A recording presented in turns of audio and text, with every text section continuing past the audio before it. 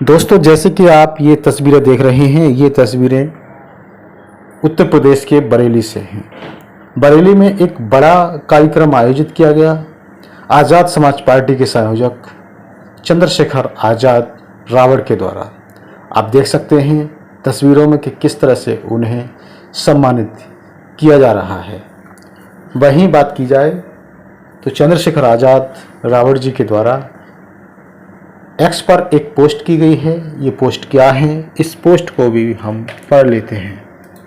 इस पोस्ट में वो लिख रहे हैं कि आज उत्तर प्रदेश के जिला बरेली में आयोजित अस्तित्व बचाओ भाईचारा बनाओ प्रबुद्ध जन सम्मेलन में अपनों के बीच अनेक महत्वपूर्ण विषयों पर विचार साझा किया। ओबीसी की जातिवार जनगणना का मुद्दा, केंद्र सरकार द्वारा अन्य पिछड़ा वर्ग ओबीसी की जाति आधारित जनगणना को जानबूझकर न कराना सामाजिक न्याय के सिद्धांतों के खिलाफ एक सोचा समझा षड्यंत्र है। यह बहुजन समाज की वास्तविक संख्या और उनके अधिकारों को दबाने का एक प्रयास है। आरक्षण और संविधान पर विश्लेषण। वर्तमान शासन व्यवस्था आरक्षण को निष्प्रभावी करने तथा संविधान की मूल भावना को कमजोर करने में लगी हुई है। हमें परम पूज्य बाबा साहब डॉक्टर भीमराव अंबेडकर द्वारा प्रदत्त संवैधानिक अधिकारों की रक्षा के लिए सतत जागरूक और संगठित रहना होगा। ईवीएम प्रणाली का लोकतंत्र पर प्रभाव। इलेक्ट्रॉनिक वोटिंग मशीन के माध्यम से चुनाव कराना लोकतंत्र की पारदर्शिता और जन विश्वास के विरुद्ध है। यह व्यवस्था शासक वर्ग के षड्यंत्र का हिस्सा प्रतीत होती है, जिसका उद्देश्य चुनाव प्रक्रिया को नियंत्रित करना है। दलित, पिछड़े, आदिवासी वर्ग एवं अल्पसंख्यक व मुस्लिम पर बढ़ते अत्याचार। वर्तमान समय में अनुसूचित जाति, जनजाति, पिछड़ा वर्ग और मुस्लिम समाज पर होने वाले अत्याचारों में चिंताजनक वृद्धि हो रही है। यह न केवल संवैधानिक मूल्यों पर आघात है, बल्कि सामाजिक ताने बाने को भी छिन्न भिन्न करने वाला संकट है।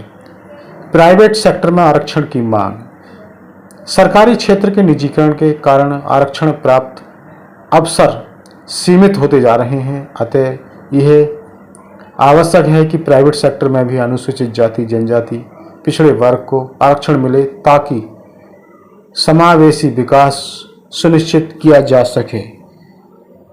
मंडल कमीशन की सिफारिशों का पूर्ण क्रियान्वयन।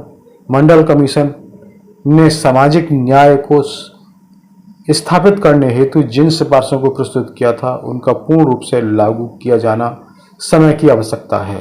तो दोस्तों, चंद्रशेखर आज़ाद रावड़ के द्वारा यह एक पोस्ट की गई थी एक्स पर। जैसे कि तस्वीरों में आप देख सकते हैं कि किस तरह से उनका भव्य स्वागत किया गया है।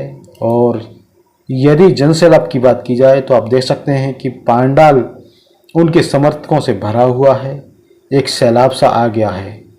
देखिएगा किस तरह से ये संबोधन की तस्वीरें हैं। आप इन तस्वीरों को देख सकते हैं और पूरा हॉल गजागज भरा हुआ है।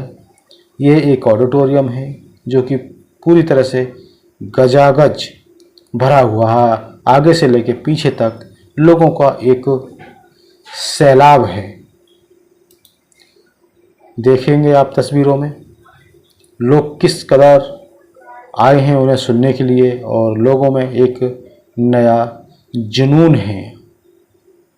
इन तस्वीरों से देखकर अंदाज़ा लगाया जा सकता है कि बहुजन समाज के अंदर किस कदर एक जुनून देखने को मिलता है। तो दोस्तों, यह एक बड़ी खबर रही। धन्यवाद।